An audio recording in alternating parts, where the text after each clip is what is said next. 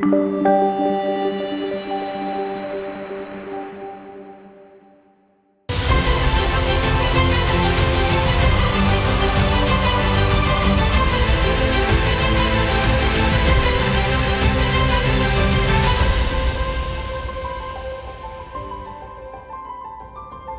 my name is Ashley Stone, and I am reading Job 36 through 38.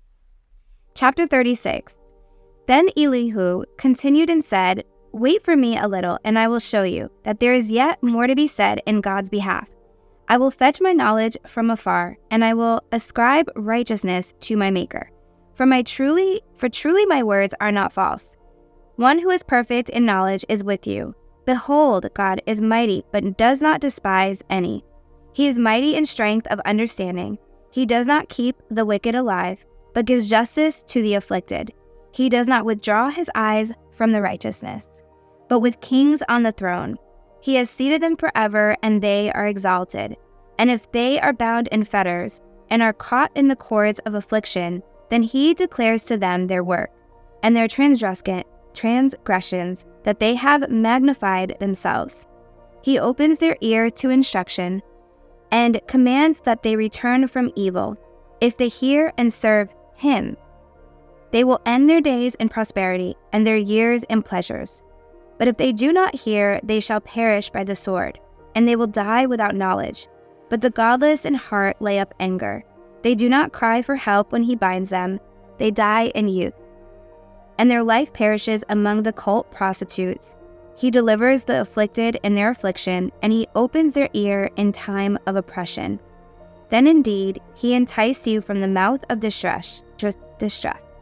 Instead of it, a broad place with no constraint, and that which was set on your table and was full of fatness. But you were full of judgment on the wicked. Judgment and justice take hold of you. Beware the wrath that does not entice you to scoffing, and do not let the greatness of the ransom turn you aside. Will your riches keep you from distress, or all the forces of your strength? Do not long for the night when people vanish in their place. Be careful, do not turn to evil, for you have preferred this to affliction. Behold, God is exalted in his power, which is a teacher like him. Who has appointed him his way, and who he said, you have done wrong? Remember that you should exalt his work, of which men have sung. All men have seen it. Man beholds from afar. Behold, God is exalted, and we do not know him. The number of his years is unsearchable, for he draws up the drops of water. They distill the rain from the mist, which the clouds pour down. They drip upon man abundantly. Can anyone understand the spreading of the clouds, the thundering of his pavilion? Behold, he spreads his lightning above him, and he covers the depths of the sea. For by these he judges peoples. He gives food in abundance. He covers his hands with the lightning, and commands it to strike the mark. Its noise declares his presence, the cattle also concerning what is coming up. Chapter 37. At this also my heart trembles, and then leaps from its place. Listen closely to the thunder of his voice, and the rumbling that goes out from his mouth. Under the whole heaven he lets it loose, and his lightning to the ends of the earth. After it a voice roars. He thunders with his majestic voice, and he does not restrain the lightnings when his voice is heard. God thunders with his voice wondrously, doing great things which we cannot comprehend. For to the snow he says, fall on the earth, and to the downpour in the rain, be strong. He seals the hand of every man, that all men may know his work. Then the beast goes into its lair, and remains in its den. Out of the south comes the storm, and out of the north the cold. From the breath of God ice is made, and the expanse of the waters is frozen. Also with moisture he loads the thick cloud. He disperses the cloud of his lightning. It changes direction, turning around his guidance, that it may do whatever he commands it, on the face of the inhabited earth, whether for correction or his world, or for love kindness, he causes it to happen. Listen to this, O Job. job. Stand and consider the wonders of God. Do you know how God establishes them and makes the lightning of his cloud to shine? Do you know about the layers of the thick clouds, the wonders of one perfect in knowledge? You whose garments are hot, when the land is still because of the south wind? Can you, with him, spread out the skies, strong as the molten mirror? Teach us what we shall say to him. We cannot arrange our case because of darkness. Shall it be told him that I would speak? Or should a man say that he would be swallowed up? Now, men do not see the light which is bright in the skies, but the wind has passed and cleared them. Out of the north comes golden splendor. Around God is awesome majesty. The Almighty, we cannot find him.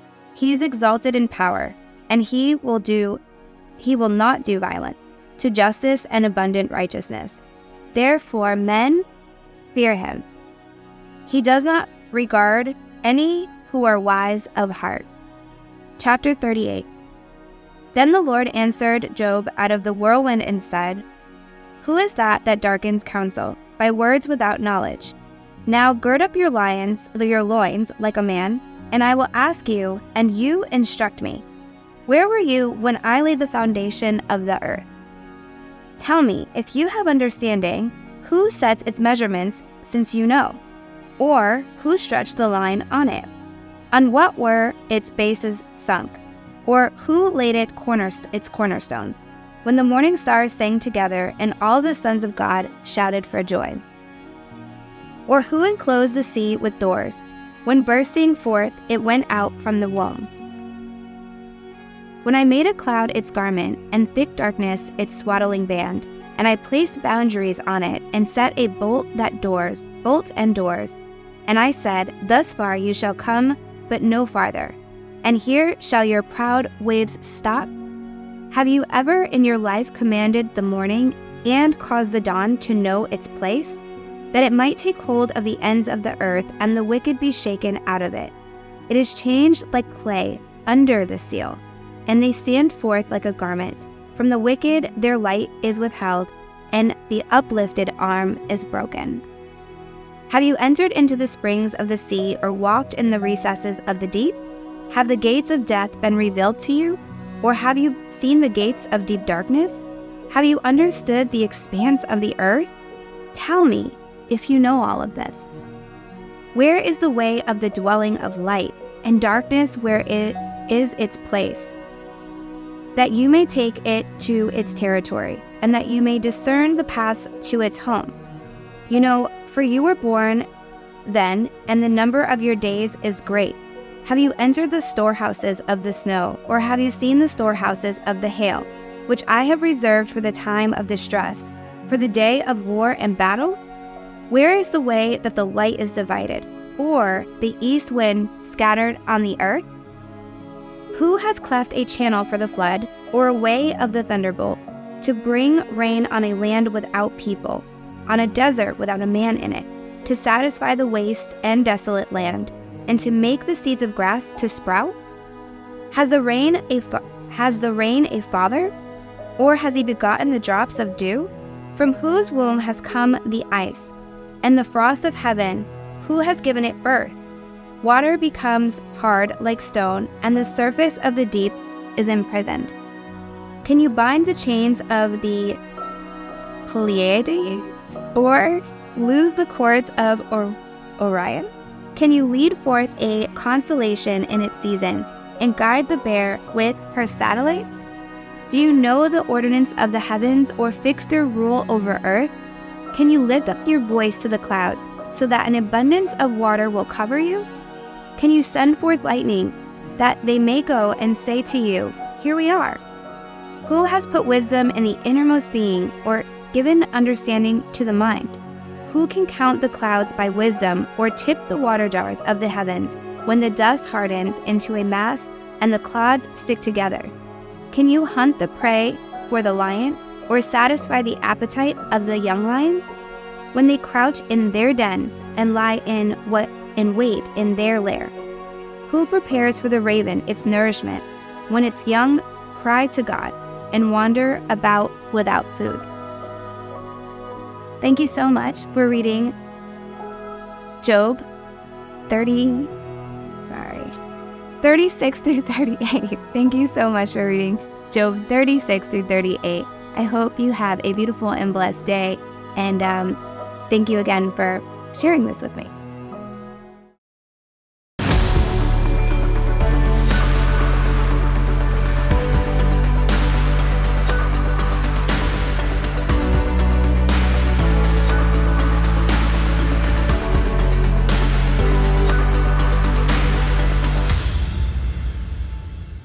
Hello, friend, and welcome to Fear into Faith Global Bible Revival, where we're on a mission to get 1 million people to read the Word of God cover to cover in a year. I'm your host, Summer Day, and with me in the studio today is Ashley Stone, the fabulous, the stunning in pink Ashley Stone. Thank you so much. Thank you for having me. This is literally a blessing to be here and to know you. So Stop some more. yeah. I'm not even going to start with all my prepared questions. I want to know, how is this a blessing to you?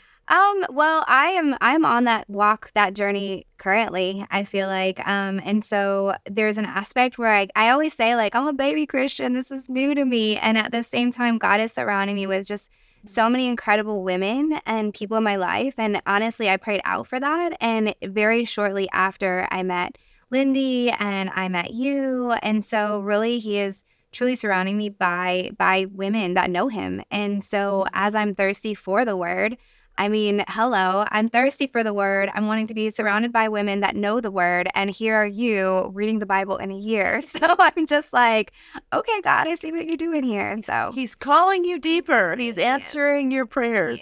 Always. I love it. Okay, tell everybody a little bit about you. Where are you originally from? Oh, man. So I'm originally from Texas, but I left very young, moved up north, and not really necessarily by choice. It was kind of a rough start with our family. And so my mom was a single mom. It was me and my brother. And we lived in my grandparents' attic in Connecticut. And so really started with nothing. And so from there, I just grew up not really with church, not with God. We didn't really know. We always believed in something bigger, but it kind of started and ended there. It was really instilled in me to just be a strong little girl and to just, not really have emotions, and we're just going to like kind of forward. You got to be tough. And, so yeah, I grew up in Connecticut in kind of rough beginnings and had really rough experiences in life, that unfortunately exposed me to trauma and, some just tough things as a teenager. And so I really felt like you're back in Texas now. I'm back in Texas now, completely God sent. And what do you do in Texas? In Texas, what do I do in Texas now? Yes. Girl, Are you a kindergarten teacher? No, I'm an entrepreneur. Yes, you are. Yeah, so serial entrepreneur. I've been a little bit in survival mode after COVID, but God completely directed me down here. And so from one extent, I started beauty trucks when I got here, pink beauty trucks. What's a beauty truck?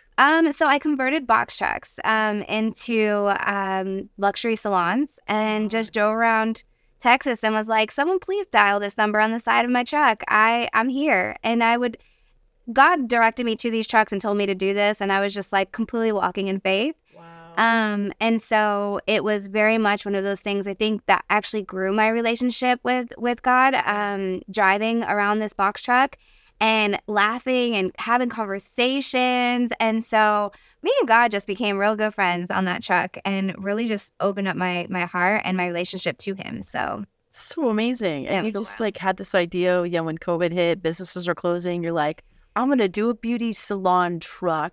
Yeah. Had you heard of somebody doing that, or you just like exactly happen as smooth as that? But that's great. Well, that's a beautiful version of that. Yeah, if only it was that simple. But actually, I heard from God actually right before COVID hit. It was my first experiencing God. So going back to just that trauma, I was experiencing just PTSD and really struggling, trying to heal, going through all these like, I'm doing everything. What more can I do? And just had a moment. Right before 2020. This was right before 2020, about probably 3 months before. And so I was in one of those very dark places and just at the end of kind of where I was and just got on the floor crying in the bathroom and just called out. And I heard him. And there was just no, I'm going to get emotional because there was just no denying it. I knew immediately. And it was wild to me because it was just like, what more can I do? And he was like, I need you sober-minded. And I literally just I'm going to get emotional because my daughter's also here listening, but he just spoke so clearly. And I knew I had to listen. So he had very direct orders and steps for me to take. And it was being sober-minded so I can hear him more. Wow. And I fasted. I did a Daniel fast for 21 days. Wow. I started going to my husband's church. And he told me to prepare. I was going to be moving. I needed to prepare financially. It was a time in my life that was seasonal for my company. And my company... Were you living in Texas? I was in Connecticut. In Connecticut? Yeah. This is part of your crazy story of how you... That's the part of the crazy story. In Texas?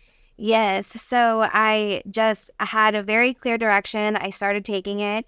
And he told me to prepare financially and that there was going to be a big shift. And I was like, okay, well, I was planning on buying a house in the spring. So I'm like, okay, I'm going to buy this house. So I know I'm going to be moving. And then the world shut down. In Connecticut? Connecticut. Yeah. Texas was not on the radar, girl, at all. Was not on the radar. And Texas had this big hole in my heart that I just wasn't ready to face. I really neglected Texas for a really long time. I had family here. My father's here. And so Texas was never on the radar to ever go back to. And really, he called me to it after the pandemic happened, and my business definitely was closed down. Financially, we were able to weather the storm because I was prepared. And I started to get into that mode again of what do I do?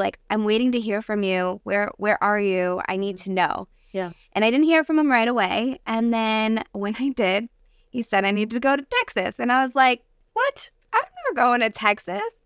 And so really how it happened was my mom actually called me. It was that morning I heard Texas. My mom called me that afternoon, and she was in Florida, and she was like, hey, so I'm thinking of going to visit my brother in Texas. You need a break. You need to get out of the Northeast. Just take a break. Get on a flight. Meet me in Texas. What? You're like, what is the Lord doing? Yeah. So I was just like, okay. And so I just connected dots, and immediately I was like, done. I'm going to Texas. So this was on Sunday. My flights were booked on Thursday. And myself and my 2 kids got on a plane. There was 6 of us on the plane during COVID. It was May 2020. And we went to Texas. And so we visited. I regrouped. I went back up to Connecticut. And I mean, between protesting and trying to get my business open, I was just like, this is not the place for me. God, what am I going to do? And he said, you're moving to Texas. So I bought a house through the internet like any normal person. Oh, any normal person. Yeah. Had a house through the internet, sight unseen. Sight unseen. They approved my offer. Didn't know that they close in Texas a little faster than they do things in the Northeast. So I was like, okay, we're closing when?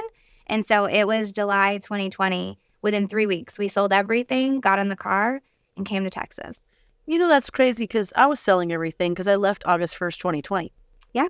Yeah. He was, I heard the story, and I was just like, he's just been calling people to Texas. Yeah. So did he call you specifically to this area of Texas? So my uncle this is the area that I visited. Yeah. So I was familiar with the area. I had family close by.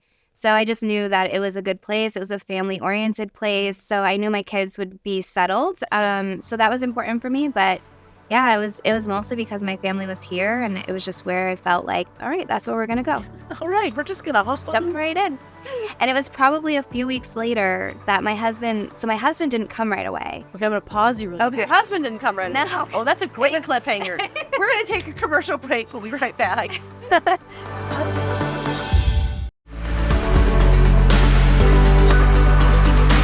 We're back, my friend, with Ashley Stone, and we were right at the cliffhanger because the Lord told you, go visit Texas. Then he said, go move to Texas. You sell everything within 3 weeks. Yeah. And then right before the break, you're like, oh, and my husband didn't come right away. No. I was wondering, what did hubby think about this whole Texas thing? He wasn't exactly. He didn't get that same calling from the Lord. Yeah. So he was still working that out.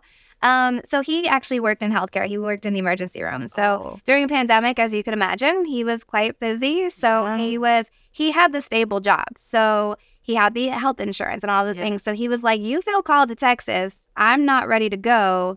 So I'm going to support you on this and get you there with the kids. He drove us down and pretty much dropped us off and then flew back to Connecticut. And he had the stable job, so he did that for probably about 4 months. And we've been together for 22 years. And so for us, we've never been apart that long. So he would come and fly back every 3 weeks and visit. And it was on his first visit back, 3 weeks into living in Texas. He was like, what are you going to do? And I was just like, I don't know. And he mentioned going on the road. And also just a wild kind of situation. When he mentioned it, I was like, well, it's got to be really nice, got to be really cool. And I was like, there's this really cool truck that I pinned on my Pinterest board like 3 years ago. Let me go see if I can find it. And so I went to my Pinterest board, I clicked on it, and it brought me to a link. And it was a marketing company out of Dallas, Texas. Stop. Yes. And so I was like, oh my gosh, it's 30 minutes away. Let me call them. So I literally, in that moment, it's 9 o'clock in the morning, called them. And they were like, yeah, we're a marketing company. We don't sell those trucks. We do those for big like brands and things like that. But if you want to come take a look, we might sell you one because COVID affected their business too. Oh my goodness. So I was like, done. Within 45 minutes, we were there, walked through it. And I was just like, there's no way. This is crazy. It was just like a wild idea.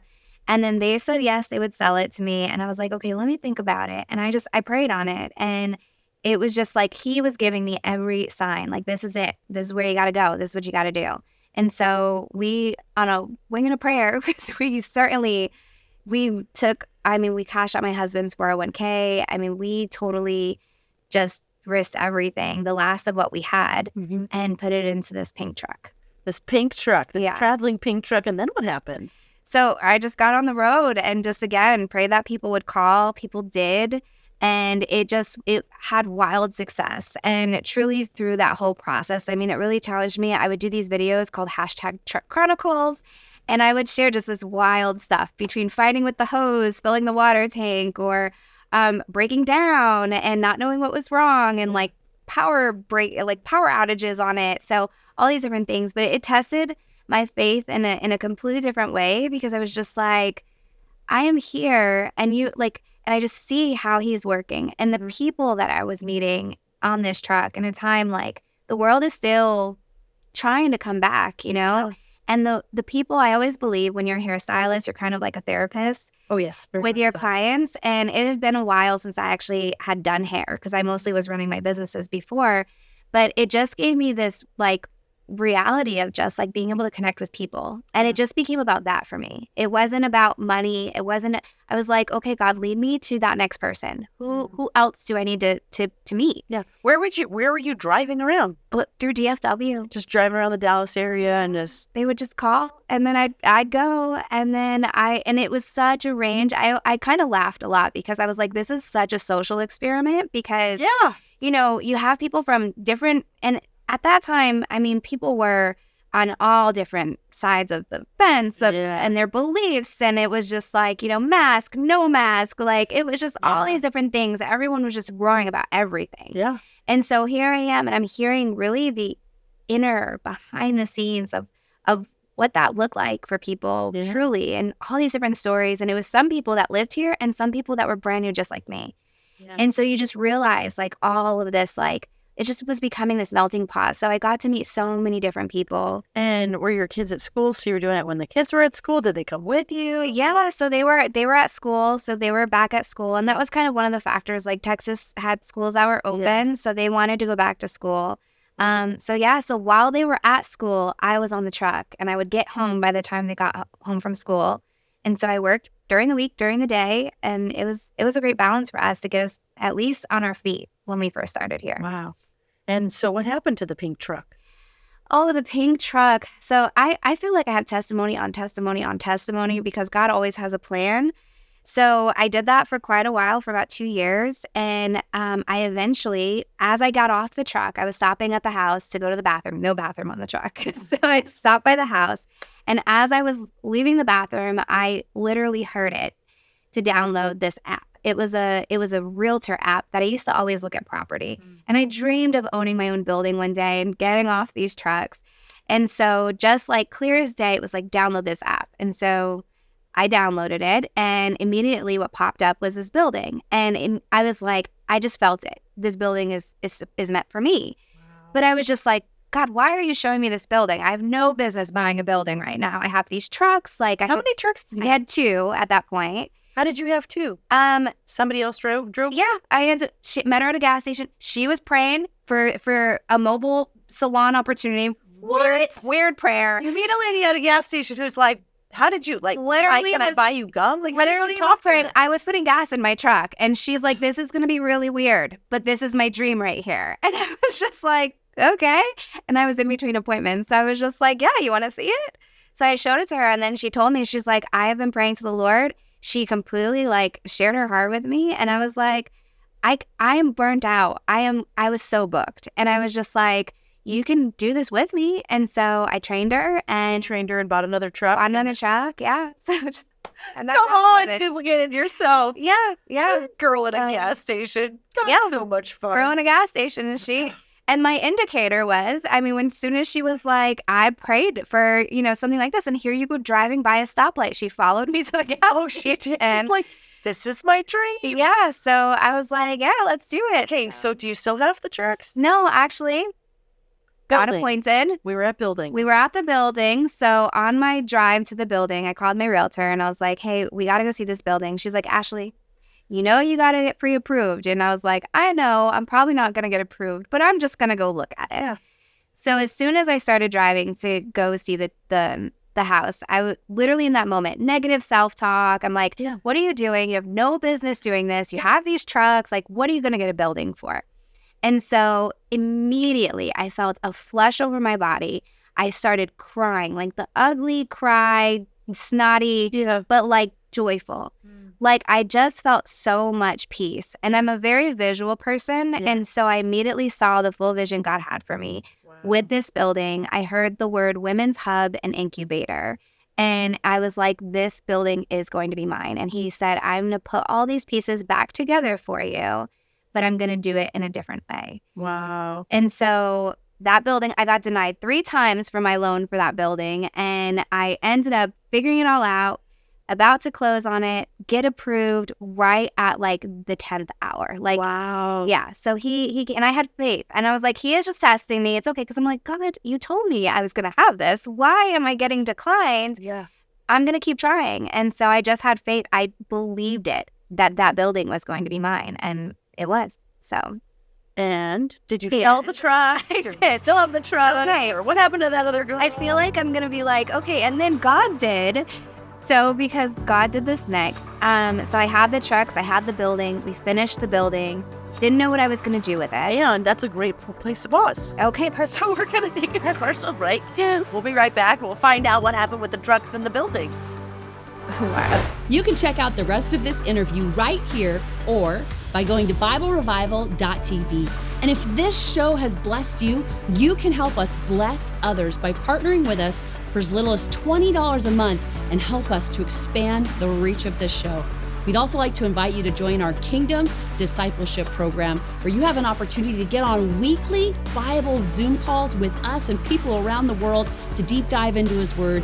And you can check all that out at BibleRevival.tv. I'll see you next time, my friend. Join people from all over the globe as we read the Bible on Global Bible Revival, right here on Zonder TV.